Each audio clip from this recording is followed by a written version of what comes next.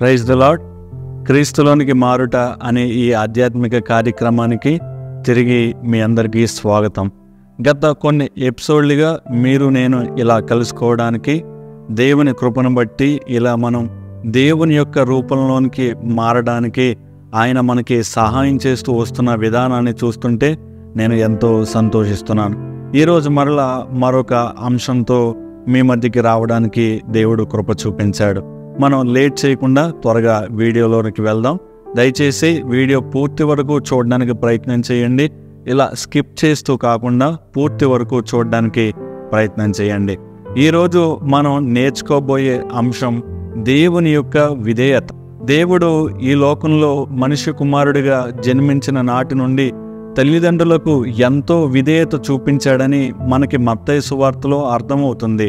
ఆయన తండ్రి అయిన యోసేపు ఇక్కడ వడ్రంగి పని చేస్తున్నప్పుడు ఈయన కూడా యేసుక్రీస్తు ప్రభుల వారికి కూడా తండ్రి అయిన యోసేపుకు ఈ లోకంలో సహాయం చేశాడని మనకి పరిశుద్ధ గ్రంథంలో అర్థమవుతుంది. అంటే ఆయన అంత మహోన్నత దేవుడై ఉండి కూడా అంత గొప్ప దేవుడు మనుషుల కోసం ఈ లోకానికి వచ్చాడు అని ఆయనకి తెలిసుండి కూడా ఆయన తన తండ్రి పట్ల విధేయత చూపించాడు. మరి ఈ విధేయత మన జీవితంలో ఎలా అలవర్చుకోవాలనేది ఈరోజు మన అంశం.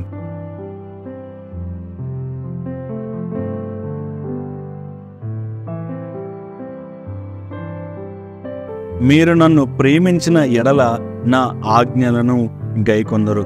మొదటిగా మనం దేవునికి విధేయత చూపించాలంటే మొదటిగా మనం ఆయనను ప్రేమించేవారిగా ఉండాలి.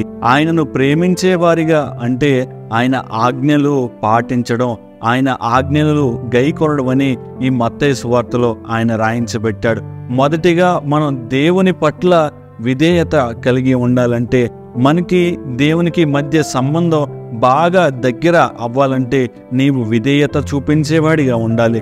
నీవు విధేయత చూపించాలంటే నీవు తండ్రి అయిన దేవుని యొక్క ఆజ్ఞలను గైకొని ఆయనను ప్రేమించేవాడిగా ఉన్నప్పుడే నీవు విధేయత చూపే అవకాశం ఉంటుందని చెప్పడంలో సందేహం లేదు. యేసు పట్ల నీవు నేను చూపించే విధేయత అది నిజమైనదా అబద్ధమైనదా అనేది ఎక్కడ తెలుస్తుందంటే ఆయన ఆజ్ఞలను పాటించి ఆయనను ప్రేమించినప్పుడే ఆ విధేయత నిజమైనదా లేదా అబద్ధమైనదా అనేది దేవుడు పరిగణనలోనికి తీసుకుంటాడు. అపోస్తలుడైన పౌలు ఫిలిప్పీలకు రాసిన పత్రిక 2వ అధ్యాయం 8వ వచనంలో ఇలా ఉంటుంది. మరియు ఆయన ఆకారమందు మనుష్యుడిగా కనబడి మరణము పొందునంత అనగా శిలువ మరణము పొందునంతగా విధేయత చూపిన వాడే తన్ను తాను తగ్గించుకొనెను. ఇక్కడ మనం యేసు జీవితం చూసినట్లయితే మరణం పొందేంతగా విధేయత చూపించారంట. ఎవరైనా మనం ఇలా విధేయత చూపించగలమా అండి? దేవుడు లోకానికి కుమారుడిగా వచ్చిన సమయాల్లో ఈ జనులందరి పాప క్షమాపణ కోసం ఒక రక్తం చిందించబడాలి, అది నీతిమంతుడి రక్తమై ఉండాలని దేవుడు ఎరిగి ఆయన తగ్గించుకొని ఆయన మన కోసం శిక్ష అనుభవించాడే. ఇందులో విధేయత ఉంది. మనల్ని మనం తగ్గించుకొని మనం విధేయత చూపాలనే ఆయన ఈ మాట రాశాడు.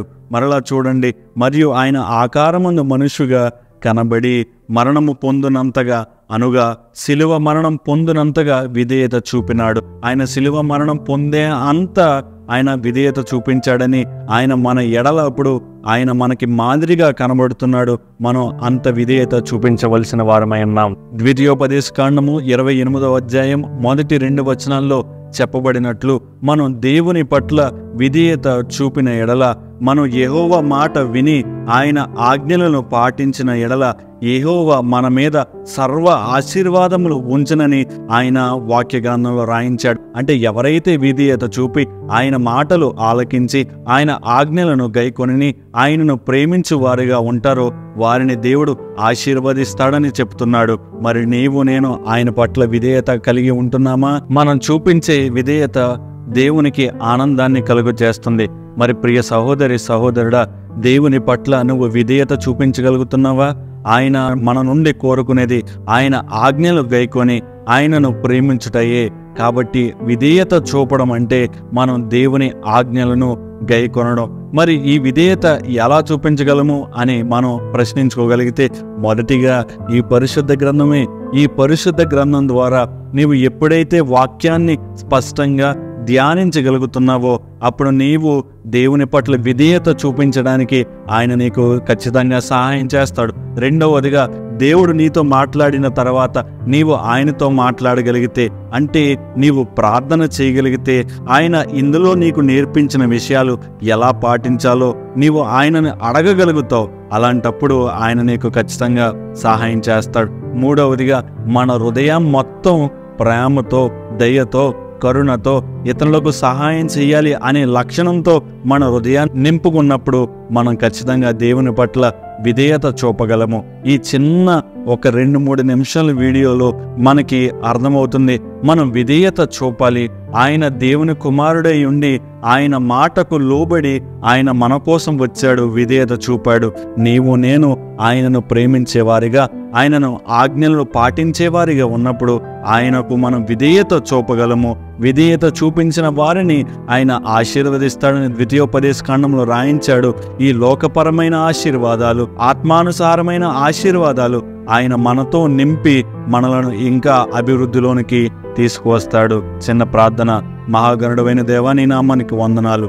నీవు ఎలా అయితే విధేయత చూపి మాకు మాదిరికరంగా జీవించావో మేము కూడా ఈ లోకానికి విధేయత చూపించి మాదిరికరంగా జీవించాలంటే మేము నీ వాక్యాన్ని చదవాలి, మేము ప్రార్థన చేసుకోవాలి, మా హృదయం మొత్తం ప్రేమతో, దయతో, కరుణతో నింపుకోవాలని నీ వాక్యం ద్వారా మాట్లాడు. నీ ఆజ్ఞలు గైకొనడమే నిన్ను ప్రేమించుట. నిన్ను ప్రేమించటం అంటే నీకు విధేయత చూపుతున్నట్లే అని వాక్యం ద్వారా మాట్లాడావు ప్రభువా. ఈ రోజు నుంచి నిన్ను ప్రేమిస్తూ నీ ఆజ్ఞలన్నీ పాటిస్తూ మేమునైనా నీ హృదయానుసారుడైన ఒక విశ్వాసిగా మారుటకు మీరే సహాయాన్ని అనుగ్రహించమని యేసు నామమున అడుగుచున్నాం మా పరమ తండ్రి, ఆమేన్. ముందు రిలీజ్ చేసిన ఎపిసోడ్స్ మీరు ఎవరైనా చూడకపోతే దయచేసి చూడడానికి ప్రయత్నించండి. Praise the lord.